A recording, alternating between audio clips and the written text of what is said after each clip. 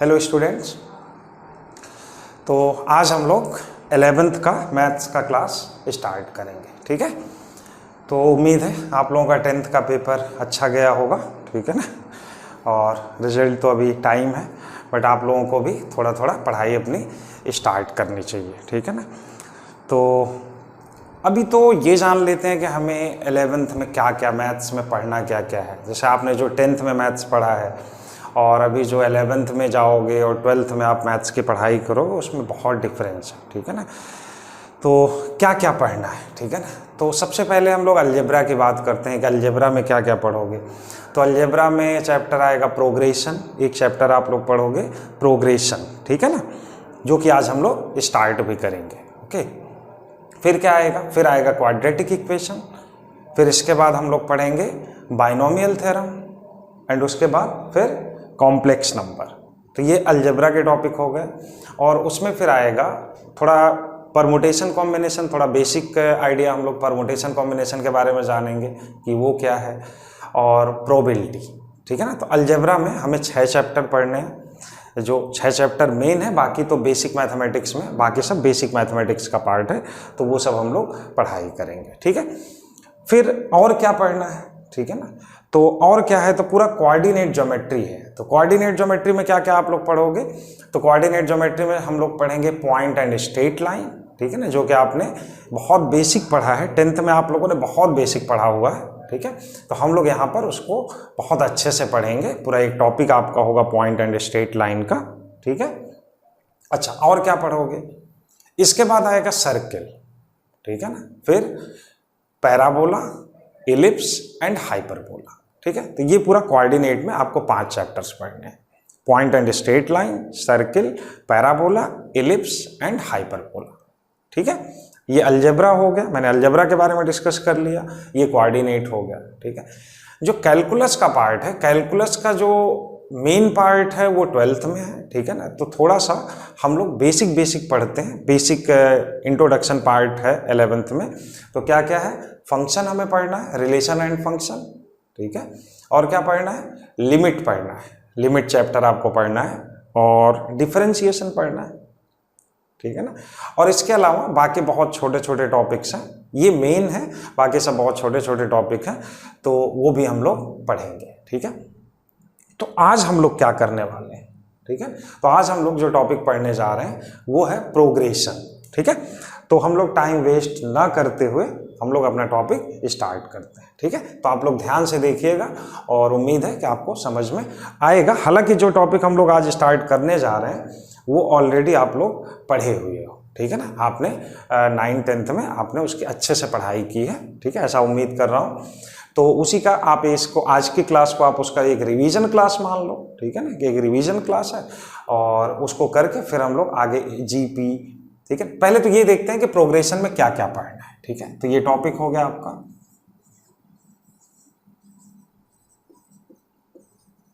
Progression, ठीक है ना। तो इस प्रोग्रेशन में क्या क्या पढ़ना है, सबसे पहले हम लोग सारे टॉपिक्स पढ़ लेते हैं, ठीक है ना।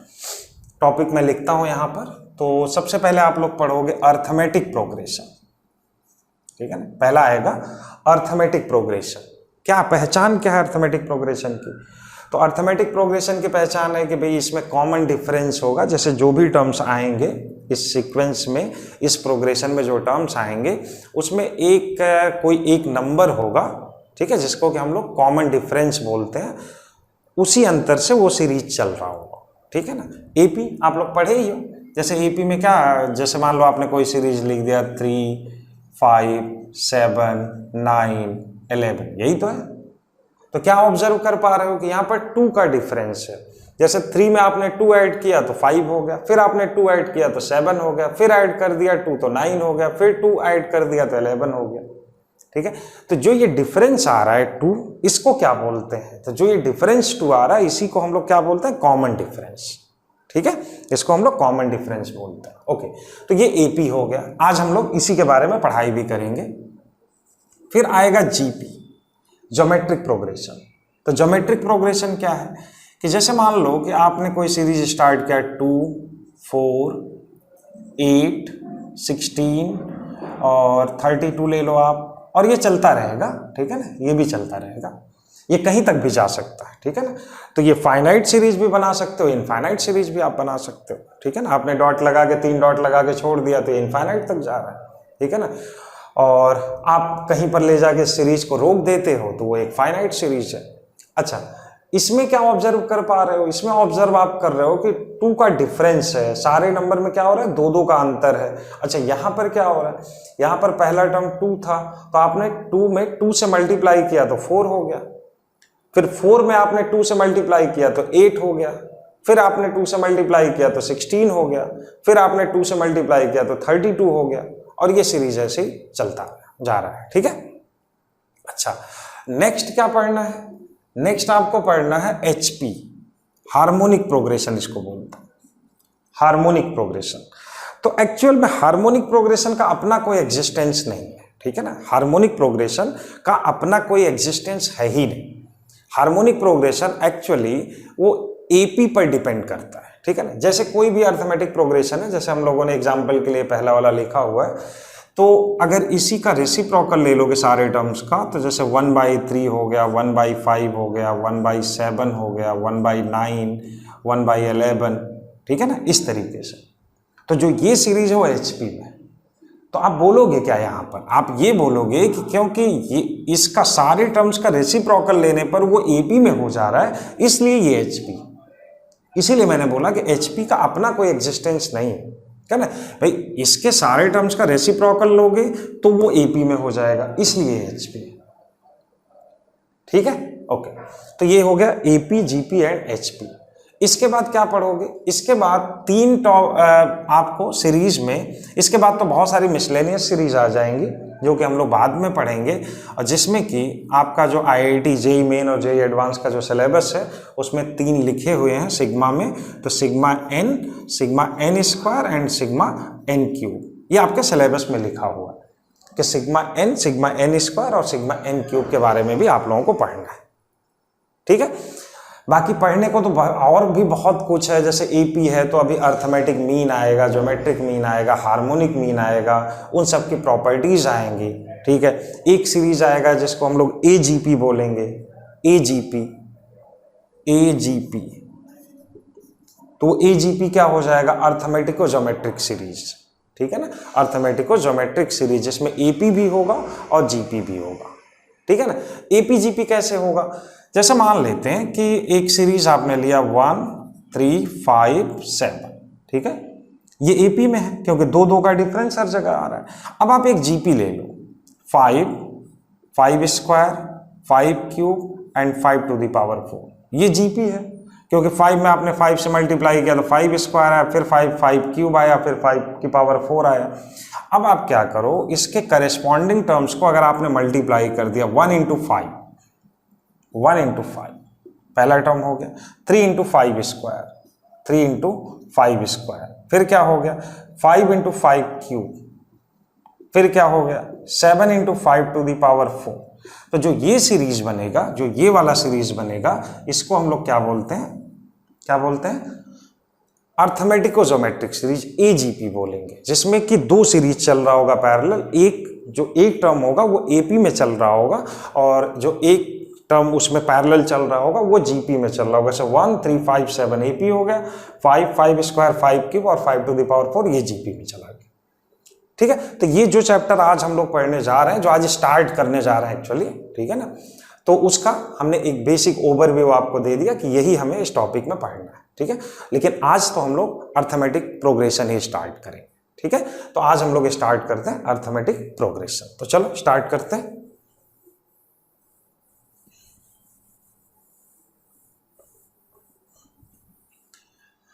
अर्थमेटिक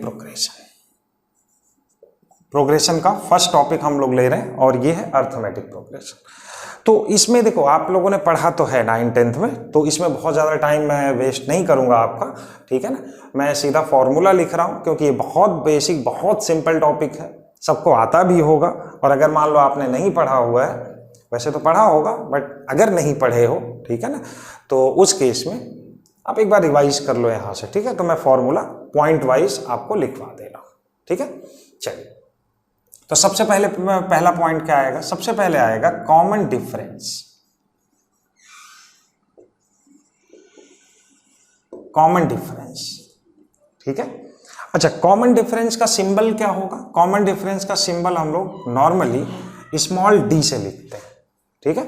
तो कॉमन डिफरेंस का जो सिंबल होगा वो स्मॉल डी से लिखा जाएगा, ठीक है। तो क्या, कैसे डिफाइंड कैसे करोगे इसको? तो D इज इक्वल टू, जैसे मान लेते हैं कि एक सीरीज है, ठीक है ना, एक प्रोग्रेशन है जिसमें कि बहुत सारे टर्म्स हैं, A1, A2, A3, A4 और ऐसे ही ये AN तक जा रहा है, ठीक है ना। AN मीन्स nth टर्म हो गया इसका। ये एक प्रोग्रेशन है और ये किस में है? ये सीरीज है AP में, ये सीरीज AP में है, मीन्स अर्थमेटिक प्रोग्रेशन है, ठीक है।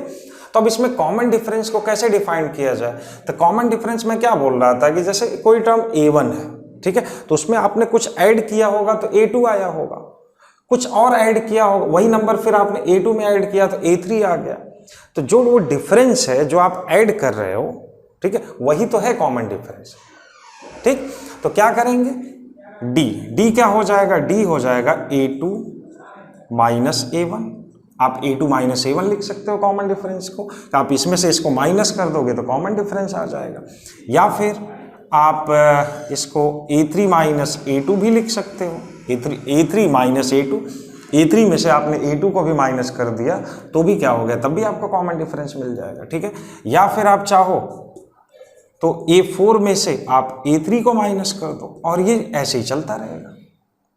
हाँ, आप लास्ट में जाना चाह रहे हो तो लास्ट वाले को क्या लिख सकते हो? AN minus AN minus 1। वैसे तो किसी को समस्या नहीं होनी चाहिए कि AN माइनस 1 कहाँ से आ गया। अरे सीधी सी बात है, जब लास्ट वाला टर्म AN है तो इसके जस्ट पहले वाला क्या आया होगा? AN minus 1। जैसे मान लो n का वैल्यू अगर 10 होता तो ये A10 होता, ये कितना होता? A9 होता, तो A10 minus A9 for example, ठीक है। तो AN माइनस AN माइनस 1, बहुत अच्छा, ठीक है। अच्छा, ये तो हो गया। अब ये है कि क्या इसको लिखने का, कॉमन डिफरेंस को क्या किसी और अच्छी तरीके से लिखा जा सकता है? तो हाँ, बिल्कुल लिखा जा सकता है। आप ऐसा लिख सकते हो कि D is equal to AN minus AN minus 1 where N is greater than और इक्वल टू 2 और N क्या होगा? N होगा natural number, N belongs to natural number. तो ऐसा भी लिखा जा सकता है, ठीक है। हालांकि इसमें कुछ अंतर नहीं है, जो यहाँ लिखा गया है वही थोड़ा और बेहतर तरीके से बस यहाँ पर लिखा गया, ठीक है। तो कहीं बुक में आपको ऐसे मिल सकता है, कहीं ऐसे मिल सकता है, तो दोनों ही सही है, ठीक है। तो अब जैसे अगर कोई स्टूडेंट है वो बोल रहा है कि हमने तो अभी तक जो भी पढ़ाई किया है ऐसे पढ़ा है, ये कहाँ से आ गया? तो ये कुछ नई बात नहीं है। देखो n क्या है? नेचुरल नंबर है। नेचुरल नंबर आप जानते हो, काउंटिंग नंबर 1 2 3 4 5। n का वैल्यू 2 या 2 से बड़ा हो सकता है, means n is greater than और इक्वल टू 2 है। तो अगर आप n की वैल्यू 2 रखोगे तो क्या हो जाएगा? A2 माइनस, भाई देखो n को 2 रखो तो ये A2 हो गया और ये 2 माइनस 1 1 हो गया, तो A2 माइनस A1, तो ये वाला हो गया, है ना। n का वैल्यू कोई स्टूडेंट चाहता है कि नहीं, मैं n का वैल्यू 2 नहीं रखना चाहता, मैं n का वैल्यू 3 रखना चाहता हूँ, तो ठीक है, आप 3 रख लो, तो ये हो जाएगा A3 माइनस A2। कोई स्टूडेंट बोलता है कि नहीं मुझे तो 5 रखना है n के जगह पर, क्योंकि यहाँ लिखा हुआ है कि हम 2 से बड़ा कोई भी नंबर रख सकते हैं, तो रख लो। अगर आप n को 5 रखोगे तो ये A5 माइनस A4 हो जाएगा। क्लियर है ना? तो इस तरीके से आप कॉमन डिफरेंस को डिफाइन कर सकते हो, है ना।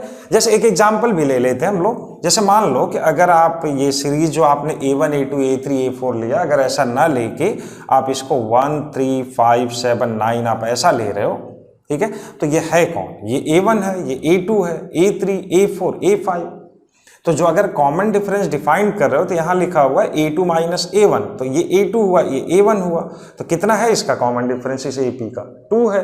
तो 3 में से आप 1 माइनस कर दोगे तो भी 2 आ जाएगा, 5 में से 3 को माइनस कर दोगे तब भी 2 आ जाएगा, 7 में से 5 को माइनस करोगे तब भी 2 आ जाएगा, ठीक है। या फिर यही वाला इस वाले में ले जाके करोगे तब भी 2 आएगा, ठीक है। तो ये हो गया कॉमन डिफरेंस। तो ये फर्स्ट पॉइंट मुझे लगता है कि आप लोगों को अच्छे से क्लियर हो गया होगा कि हम लोग कॉमन डिफरेंस किसको बोलते हैं। कॉमन डिफरेंस कुछ नहीं है, जो एक आपको सीक्वेंस जो एपी दिया गया होगा उसमें जो एक नंबर सारे टर्म में ऐड हो रहा है, ऐड होने के बाद जो अगला टर्म आ रहा है वही एक्चुअली कॉमन डिफरेंस है।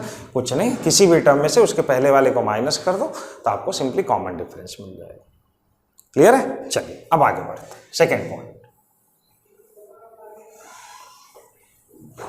तो सेकेंड पॉइंट में क्या आएगा? सेकेंड पॉइंट में हम लोग लेंगे nth टर्म, ठीक है ना। सेकेंड पॉइंट हो गया कि nth टर्म इसका क्या होगा, nth टर्म, ठीक है। मीन्स हिंदी में क्या बोलेंगे? nवां पद। अगर मान लो ये वीडियो कोई हिंदी मीडियम का बच्चा देख रहा है तो nth टर्म का मतलब क्या होगा? nवां पद, ठीक है ना। तो ये बड़ा सिंपल सा फॉर्मूला है, क्या है? tn। हम लोग जैसे किसी भी सीरीज का जब कोई जनरल टर्म की बात करते हैं तो उसका सिंबल tn लेते हैं, मीन्स nth टर्म के लिए सिंबल हम लोग n लेंगे, tn लेंगे। तो tn क्या हो जाता है? tn होता है a plus n minus one into D. tn क्या हो जाएगा? a plus n minus one into D, where a is equal to first term, ठीक है। डी क्या है? अभी अभी हम लोगों ने डिफाइन किया था फर्स्ट पॉइंट में, तो D is equal to common difference, common difference हो गया, ठीक है। अच्छा एन क्या है यहां पर? एन हो गया number of terms, number of terms, कि जो भी आपको प्रोग्रेशन दिया गया उस प्रोग्रेशन में नंबर ऑफ टर्म्स कितने हैं? 2, 4, 2 तो नहीं हो सकता, एटलीस्ट 3 तो होना चाहिए, ठीक है। 3 है, 5 है, 100 है, 200, 500, कितने टर्म है? तो हम लोग n क्या है? वो नंबर ऑफ टर्म। किसी भी अर्थमेटिक प्रोग्रेशन में नंबर ऑफ टर्म्स तो कुछ भी हो सकते हैं, कितने भी हो सकते हैं, ठीक है। तो ये नंबर ऑफ टर्म्स हो गया, ठीक है। चलिए, तो ये फॉर्मूला हो गया, इसको थोड़ा आप लोग ध्यान देना, ठीक है। क्लियर है? चलिए, अच्छी बात है। अच्छा, अब इसके बाद क्या पढ़ेंगे हम लोग? भाई nth टर्म तो हम लोगों ने पढ़ लिया, अब देखते हैं कि क्या कोई और फॉर्मूला इस पर बनता है। तो चलो आगे बढ़ते हैं थर्ड पॉइंट पर।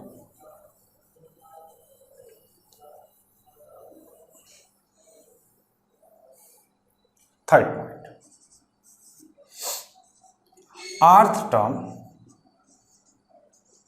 From the end. कोई एक आपको सीक्वेंस, कोई अर्थमेटिक प्रोग्रेशन दिया गया है और उसमें से आप उसका आर्थ टर्म निकालना चाह रहे हो, मतलब आरवां पद आप निकालना चाह रहे हो, लेकिन स्टार्टिंग से नहीं, लास्ट से। स्टार्टिंग से नहीं निकालना चाह रहे हो, कहां से? लास्ट से। तो उसको हम लोग टी आर डैश लिखते हैं, टी आर डैश, ठीक है।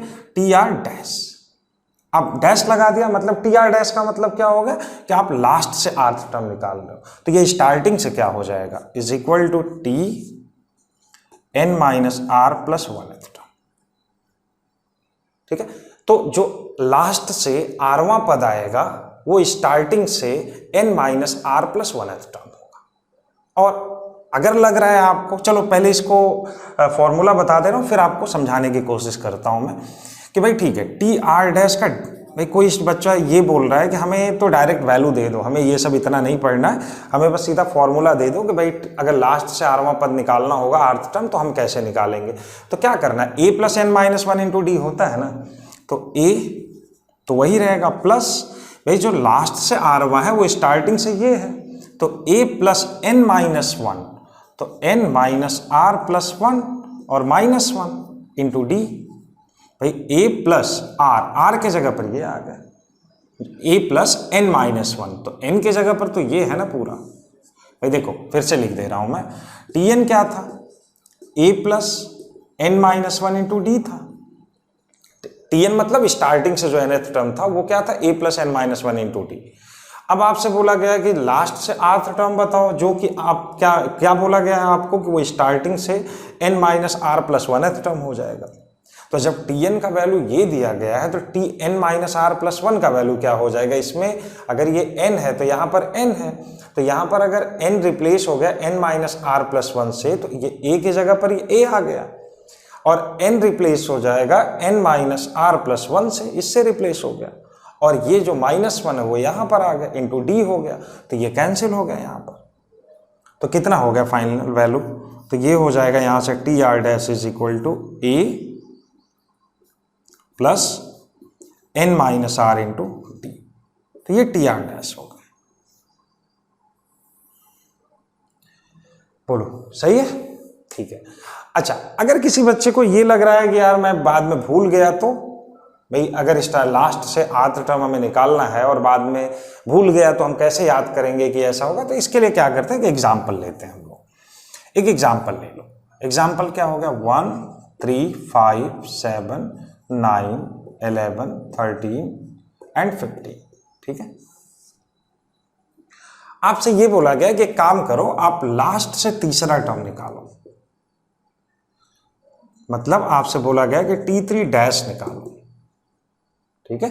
अच्छा, इस प्रोग्रेशन में इस सीक्वेंस से टोटल नंबर ऑफ टर्म्स कितने हैं 1 2 3 4 5 6 7 8, टोटल 8 टर्म्स हैं।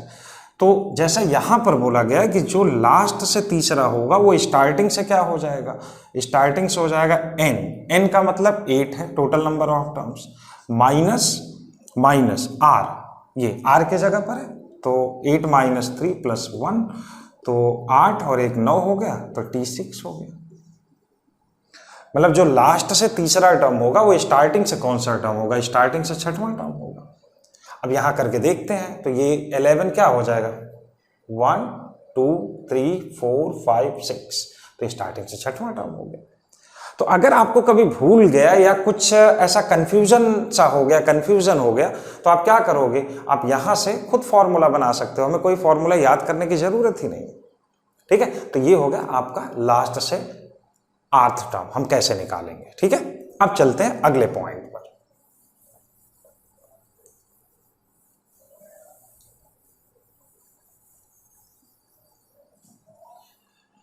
Fourth point, in AP if Tm is equal to mth term, Tn is equal to nth term and Tr is equal to rth term, ठीक है। तो यहां पर fourth point में क्या बोल रहे हैं कि एक आपको अर्थमेटिक प्रोग्रेशन दिया गया है, एक अर्थमेटिक प्रोग्रेशन है जिसमें कि Tm, Tn एंड Tr आपको 3 टर्म दिए गए हैं, उस सीक्वेंस के, उस प्रोग्रेशन के, उस अर्थमेटिक प्रोग्रेशन के आपको कोई भी रैंडम कोई 3 टर्म आपको दिया गया है, Tm, Tn एंड Tr। तो Tm क्या हो गया, mth टर्म हो गया। mth टर्म कहां से, स्टार्टिंग से, बिगिनिंग से, mth term from the starting. तो वो स्टार्टिंग लिखने की जरूरत नहीं, mth टर्म का मतलब ही हो गया कि हम लोग स्टार्टिंग से बात कर रहे हैं। Tn क्या हो गया, nth टर्म हो गया। Tr क्या हो गया, rth टर्म हो गया, ठीक है।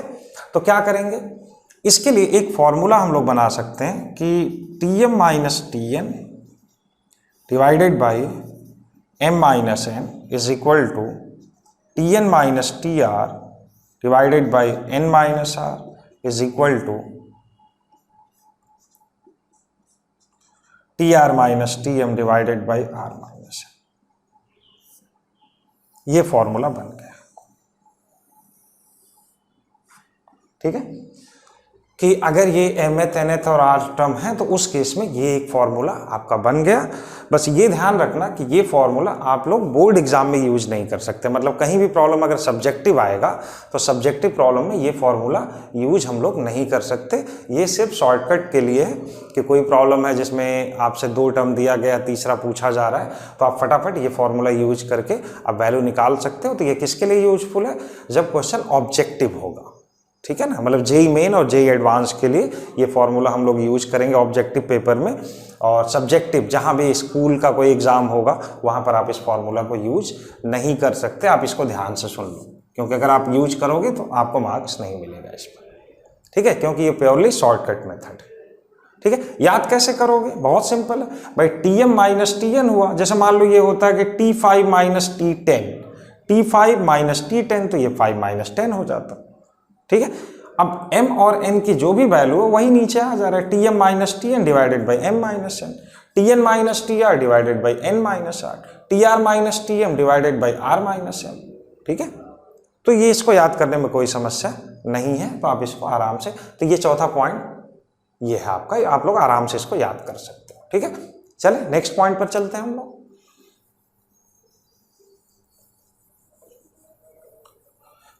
पॉइंट नंबर 5, जो बेसिक कॉन्सेप्ट में पॉइंट नंबर 5 पर चलते हैं। तो 5th पॉइंट क्या है? Sum of first n terms, sum of first n terms. ठीक है ना, तो एक आपको एक सीक्वेंस है जो कि अर्थमेटिक प्रोग्रेशन में, मीन्स एक आपको अर्थमेटिक प्रोग्रेशन दिया गया है और उसका सम आपको निकालना है। ठीक है, तो सम का हम लोग इसका डेरिवेशन नहीं करेंगे। ठीक है ना, वो आप अगर इंटरेस्टेड हो तो किसी भी बुक में आपको मिल जाएगा, और डेरिवेशन मैथ्स में कहीं पूछा भी नहीं जाता। तो हम लोग क्या करेंगे, डायरेक्ट इसका फॉर्मूला ही यहाँ लिखेंगे और उस पर थोड़ा प्रैक्टिस करेंगे। तो क्या फॉर्मूला होता है? एस एन, सम के लिए एस सिंबल यूज करेंगे। S n is equal to, ये होता है n/2 2a plus n-1 into D. ठीक है, अच्छा अब आप क्या करोगे कि इसको आप ऐसा भी वैसे लिख सकते हो कि n/2 a plus n-1 into D, जिसमें कि ये a plus n-1 into D ये आपका क्या था? nth टर्म था। तो अगर कोई सीरीज है, कोई सीक्वेंस है जिसमें टोटल n टर्म है, तो nth टर्म क्या होगा? वो लास्ट होगा। जैसे मान लो कि एक प्रोग्रेशन है जिसमें टोटल 10 टर्म है या 20 है, टोटल 20 टर्म उसमें दिए गए, 20 पद हैं, 20 टर्म है, तो 20वां कौन होगा? वही तो लास्ट होगा ना। ठीक है, तो a plus n-1 into D ये लास्ट वाला टर्म हो गया, और लास्ट वाले को क्या लिखते हैं हम लोग? L सिंबल से लिखते हैं। तो इसको आप लिख सकते हो n/2 a प्लस l, इसकी जगह पर L लिख दिया गया। तो दो फॉर्मूला हो गया सम का, एक ये हो गया और एक ये हो गया। अब जो सिंबल आपने लिखा है वैसे तो आपको पता ही है, यहां पर n क्या हो गया? n हो गया total number of terms, a क्या हो गया? फर्स्ट टर्म, d क्या हो गया? कॉमन डिफरेंस, और l क्या है? l is the last term. तो बाकी a, n और d, तो बाकी पॉइंट्स में हम लोगों ने डिस्कस कर लिया था। यहां पर एक टर्म है जो नया है, एक सिंबल, वो है l, तो l इज इक्वल टू हो गया लास्ट। ठीक है, तो अभी तो हमें एपी में इतना ही पढ़ना है, ये 5 पॉइंट मैंने आपको डिस्कस किया। ठीक है, अब इसी पर हम लोग थोड़ा सा प्रैक्टिस करेंगे, कुछ क्वेश्चन सॉल्व करेंगे, और फिर हम लोग इसके बाद फिर हम लोग आगे बढ़ेंगे। ठीक है ना, चलिए ठीक है। तो ये आपका पहला क्वेश्चन है, जो भी अभी तक हम लोगों ने पढ़ा उसके बेसिस पर ये पहला प्रॉब्लम है। तो क्या बोल रहा है कि let T R be the rth term of an AP for r is equal to 1 2 3 and so on, if for some positive integers m and n we have tm is equal to 1/n and tn is equal to 1/m। तो ये क्या बोल रहे हैं कि कोई arithmetic progression है जिसमें कि सीरीज में जो tm है, मीन्स उस सीरीज का, उस AP का जो mth टर्म है वो 1/n है और जो nth टर्म है वो 1/m। ठीक है, तो बोल रहे हैं tmn कितना होगा, मीन्स tmn पूछ रहे हैं। ठीक है, कि mnth टर्म क्या होगा। ठीक है ना, तो tmn आपसे पूछ रहे हैं कि बोल रहे हैं कि इसका वैल्यू कितना होगा। इसके लिए इन्होंने 4 ऑप्शन दिया हुआ है, 1/mn, 1/m plus 1/n, 1 and 0। ये क्वेश्चन IIT में पूछा हुआ है 1998 में। ठीक है, तो आप घबराना नहीं, आप ऐसा मत सोचो कि पहला ही क्वेश्चन IIT का ले लिया। तो IIT कोई ऐसा एग्जाम नहीं है। ठीक है ना, ठीक है, IIT का एग्जाम होता है, थोड़ा टफ तो होता ही है। ठीक है भाई, सेकंड टफेस्ट एग्जाम है इंडिया का, तो ये सच बात है। बट ठीक है, सारे क्वेश्चन डिफिकल्ट नहीं होते। अभी इसको हम लोग सॉल्व करेंगे तभी आपको समझ में भी आ जाएगा कि ये तो बहुत सिंपल क्वेश्चन था। ठीक है, और हम लोग इसको अलग अलग तरीके सॉल्व करने की कोशिश करेंगे। ठीक है, तो सबसे पहले हम लोग इसका सब्जेक्टिव मेथड देखते हैं। ठीक है ना, कि अगर सब्जेक्टिव मेथड से करना है तो कैसे कर सकते हैं। ठीक है, तो चलिए सॉल्यूशन कैसे होगा। ठीक है, तो यहां पर बोल रहे हैं tm, tn क्या होता है? a plus n-1 into D. तो tm क्या हो जाएगा? वो हो जाएगा a plus m-1 into D. किसके बराबर हो जाएगा? 1/n के बराबर हो जाएगा। तो 1/n हो गया। कोई समस्या किसी को? नहीं। भाई Tm क्या हो जाएगा 1/n, तो ठीक है a plus m minus 1 into D का वैल्यू 1/n के बराबर आ गया। ठीक है, अगले वाले में बोल रहे हैं यहाँ पर कि Tn का जो वैल्यू है वो 1/m के बराबर है, तो Tn कितना हो जाएगा, Tn क्या हो जाएगा a plus n minus 1 into D is equal to 1/m। क्या है यहाँ पर a क्या है, a फर्स्ट टर्म पहले हम लोग डिस्कस कर चुके हैं, d क्या है कॉमन डिफरेंस है, और m क्या है m1, भाई mth टर्म दिया है यहाँ पर nth टर्म दिया और ये टर्म दिया 1/n। और हमें निकालना क्या है, ये भी तो देखो कि निकालना क्या है, निकालना है आपको a plus mn minus 1 into D, इसका वैल्यू आपको निकालना है। ठीक है, इसका वैल्यू आपको निकालना है। ठीक है, तो क्या किया जाए, ठीक है, तो हम लोग क्या करेंगे, देखो यहां पर अननोन क्या क्या है, इसको आप यहां ऐसे लिख दो, Tmn इज इक्वल टू ये आएगा और इसका वैल्यू आपसे पूछा जा रहा है। ठीक है, तो क्या किया जाए, देखो यहां पर a और d दो अननोन है हमारे पास, a ना तो हमारे पास a का वैल्यू है और ना ही d का वैल्यू है, तो कितने अननोन है हमारे पास, दो अननोन है और हमारे पास दो ही रिलेशन यहां पर दिए गए, दो रिलेशन है और दो अननोन है। ठीक है, तो क्या करेंगे, इन दोनों इक्वेशन को, इन दोनों रिलेशन को हम लोग सॉल्व करके यहां से a और d की वैल्यू निकालेंगे और जो a और d का वैल्यू m और n के टर्म में आएगा उसको ले जाके इसमें रख देंगे, तो ये सॉल्व होके आ जाएगा। ठीक है, चलिए सॉल्व करते हैं।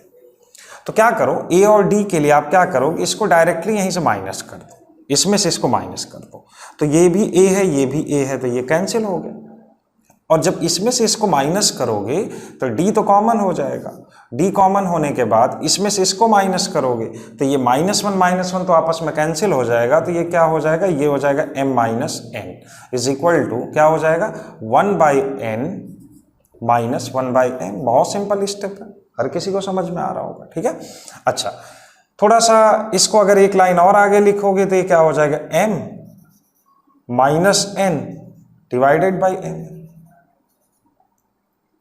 ठीक है, किसका वैल्यू है, ये वैल्यू है d into m minus n का वैल्यू, तो यहां से ये जो m माइनस n है वो इसके साथ कैंसिल हो गया, तो कैंसिल हो गया, d का वैल्यू कितना आ गया, तो d का वैल्यू हो गया 1/mn, तो ये d का वैल्यू हमें मिल गया। चलो हमारे पास दो अननोन थे, एक a और एक d, जिसमें से आधा काम हमारा हो गया, आधा हो गया। ठीक है ना, a मिल चुका है, सॉरी d मिल चुका है। अब ये अगर d मिल गया है तो ये d का वैल्यू आप या तो इसमें रख दो या तो इसमें रख दो। ठीक है, इन दोनों में से किसी भी एक इक्वेशन में रख के d का वैल्यू आप a की वैल्यू निकाल लो। ठीक है, तो चलो मैं पहले वाले में रख रहा हूं, तो पहले वाले में क्या हो जाएगा, ये हो जाएगा a plus m minus 1 into D के जगह पर हम लोग रखेंगे 1/mn, ये जो d है यहाँ पर उसके जगह पर रखेंगे 1/mn, तो ये हो जाएगा 1/mn is equal to 1/n। अब तो सिर्फ mn और a ही तो बचा, तो हमें a और d का वैल्यू, दोनों का वैल्यू m और n के ही टर्म में तो निकालना है, तो क्या करोगे, ये हो जाएगा a प्लस, अब देखो इसको अंदर मल्टीप्लाई करोगे तो इस m से ये m कैंसिल हो जाएगा, तो कितना हो जाएगा प्लस 1/n, और यहां पर आ जाएगा माइनस 1/mn हो जाएगा इज इक्वल टू 1/n। हो गया, ठीक है, बहुत सिंपल है, ये आपने कैंसिल कर दिया, और फिर यहां से ये माइनस है उधर जाके प्लस हो गया, तो यहां से a का भी वैल्यू क्या हो गया 1/mn। a का वैल्यू किसके बराबर आ गया, 1/mn के बराबर आ गया। चलिए काम हो गया आपका। ठीक है, अच्छा अब क्या करोगे, अब आपसे बोला गया है कि Tmn का वैल्यू बताओ, Tmn का वैल्यू बताओ, तो Tmn अभी मैंने लिखा भी था वैसे, तो ये हो जाएगा a plus mn minus 1 into D.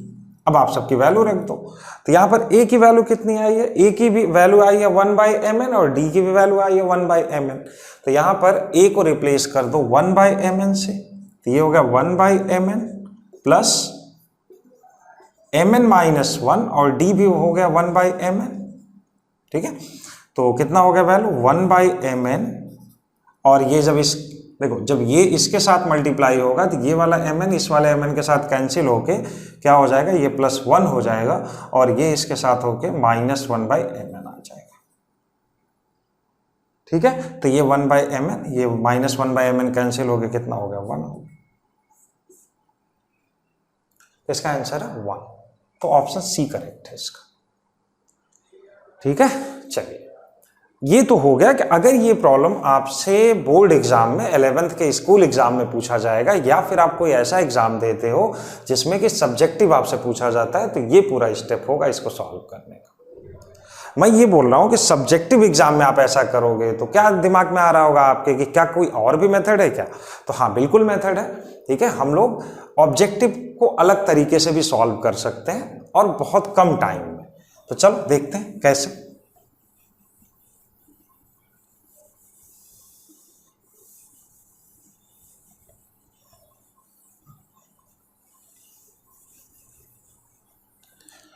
ठीक है, चलो सेकंड मेथड देखते हैं, इसी का सलूशन फिर से देखते हैं। तो हम लोगों ने अभी एक फॉर्मूला लिखा था Tm - Tn, जिसको मैंने बोला था कि सिर्फ आप ऑब्जेक्टिव में यूज करोगे, सब्जेक्टिव में यूज नहीं करना है आपको। तो क्या था वो था Tm - Tn। अगर भूल गया तो आप एक बार वीडियो, आपने नोट्स बनाया होगा या फिर वीडियो को फिर से देख लो। तो Tm - Tn divided by m - n is equal to Tn - Tr divided by n - r। एक और भी था, लेकिन हमें तीनों की जरूरत नहीं, हमें उसमें से कोई भी दो ले लेना, कोई भी दो की जरूरत है। ठीक है, देखो Tm दिया हुआ है, Tn दिया हुआ है, Tmn पूछ रहा है, तो यहां पर R आपका अननोन है। देखो Tm गिवन है, Tn गिवन है, R अननोन है, तो R के जगह पर हम mn रखेंगे, R के जगह पर m इंटू n रखेंगे। ठीक है, तो क्या करना है, चलो स्टार्ट करते हैं। क्या हो जाएगा, Tm के जगह पर क्या वैल्यू रख सकते हैं, 1/n। तो यहां Tm को रख दिया हमने 1/n रख दिया, माइनस Tn को क्या रख दिया 1/m, वहां से देख के लो, divided by m - n is equal to Tn का वैल्यू कितना है, Tn का वैल्यू है 1/m माइनस Tr। अब Tr क्योंकि हमें निकालना है, वही हमारा अननोन है, तो उसके जगह पर हम क्या लिखेंगे, उसके जगह पर लिखेंगे Tmn, क्योंकि वही तो निकालना है। और डिवाइडेड बाई क्या हो जाएगा, n के जगह पर तो n आएगा और r के जगह पर माइनस m इंटू n आएगा, क्योंकि ये r को आपने mn से रिप्लेस किया, तो यहां भी mn आ गया, यहां भी mn आ गया। ठीक है, अच्छा अभी क्या हो जाएगा, अगर इसको आप सॉल्व करोगे तो क्या आएगा, अगर इसको सॉल्व करोगे तो ये देखो हो जाएगा m - n बाई mn। ठीक है, तो ये हो गया m - n by mn and by m - n। ठीक है, is equal to 1/m minus Tmn by n - mn। ठीक है, तो यहां से ये कैंसिल हो गया, और अगर ये कैंसिल हो गया तो इसका वैल्यू कितना आ गया, इस पूरे का वैल्यू कितना आ गया, इसका पूरे का वैल्यू होगा 1/mn। तो आप चाहो तो इसको 1/mn कर दो,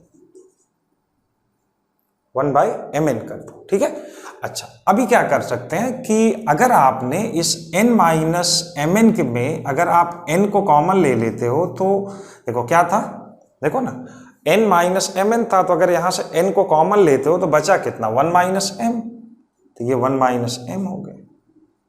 तो फायदा क्या होगा कि इस वाले n से ये वाला n कैंसिल हो गया, हो गया।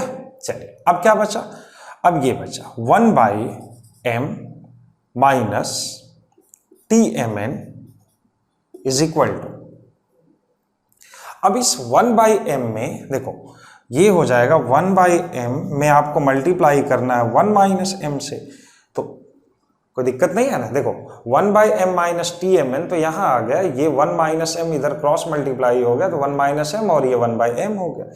इस 1/m को जब इस ब्रैकेट में अंदर मल्टीप्लाई करोगे तो ये हो जाएगा 1/m माइनस 1, तो ये -1 हो गया।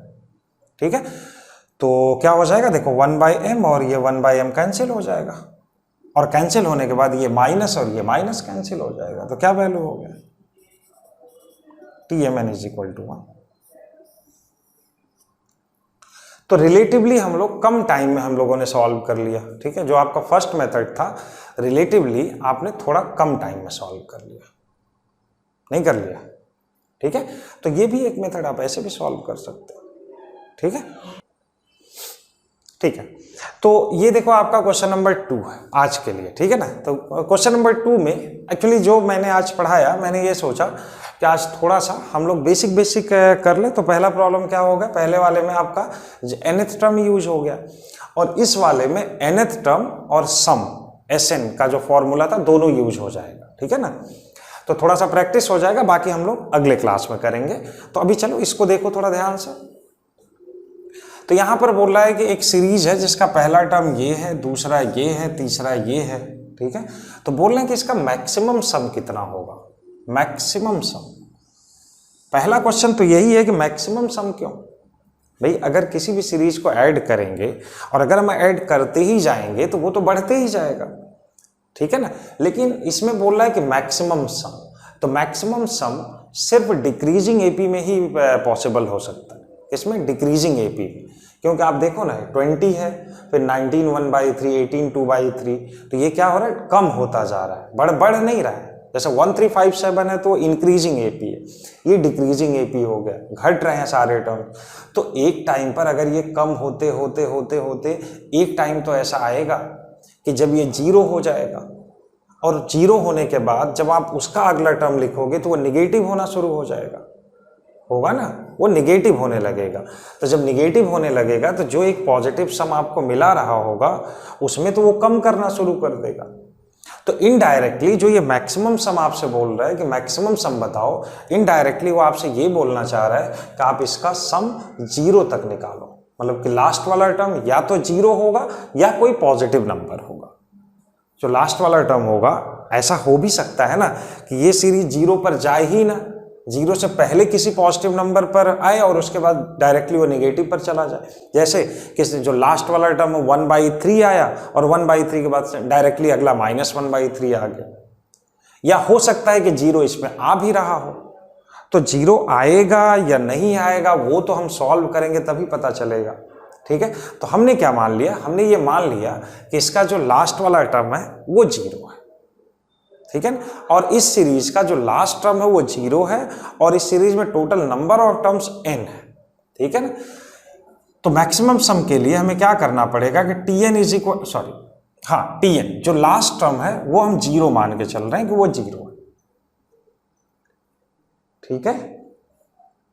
क्या है, 0, tn 0।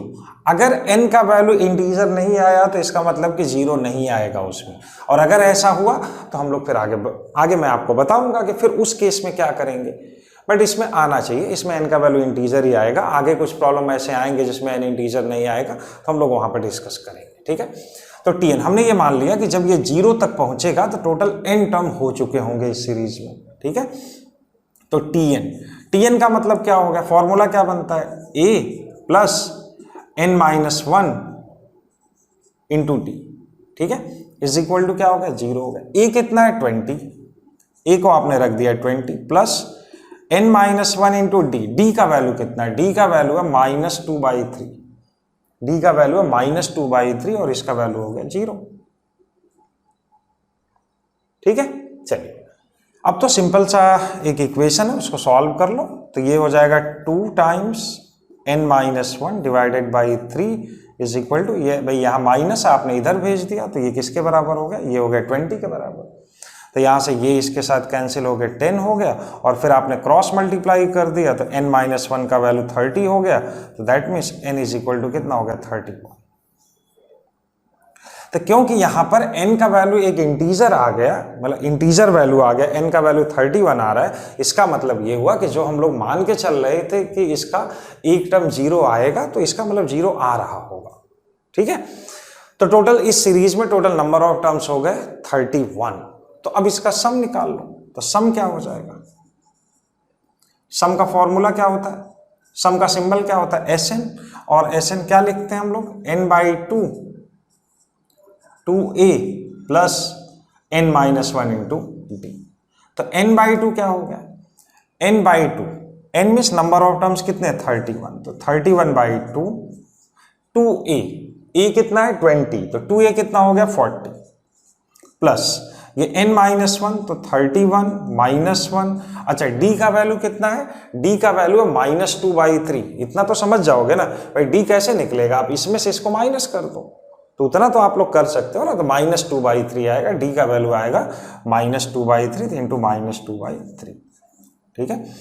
तो यहाँ से हो गया 31/2, दिस इज 40 प्लस 30, यहाँ माइनस ले लो तो माइनस, ये वाला माइनस यहाँ पर आ गया, तो -30 इंटू 2/3, तो ये कैंसिल हो गया, 10 हो गया, तो ये 20 हो गया, तो 31/2, और ये देखो ये 40, ये देखो ये 3 से 10 इंटू 2 20 हो गया, तो 40 माइनस 20 कितना हो गया 20 इंटू 20 हो गया। अब इस 20 से ये कैंसिल हो गया, तो 10 हो गया, तो कितना हो गया 310। तो इसका मतलब ये हुआ कि इसका जो मैक्सिमम सम आएगा वो कितना आएगा 310 आएगा, ठीक है। अब इसके बाद अगर आप इसमें ऐड करना शुरू करोगे, अगर जीरो के बाद अगर जैसे ऐसे सोच रहे हो कि भाई मैक्सिमम सम का केस क्या था, तो जीरो के बाद अगला टर्म क्या आएगा -2/3, अगला क्या आएगा -4/3 आएगा, -2/3 कॉमन डिफरेंस है, तो जीरो के बाद क्या आएगा -2/3, फिर -4/3, तो जब इसको आप ऐड करना शुरू करोगे इसमें, तो ये तो 310 में से कम करना शुरू करेगा ना उसको, तो इसीलिए इन्होंने बोला है कि मैक्सिमम सम कितना होगा, ठीक है। तो आप लोग इतना पढ़ो, आज बहुत बेसिक क्लास हुआ, तो जो आगे का क्लास होगा उसमें हम लोग इसके आगे डिस्कस करेंगे।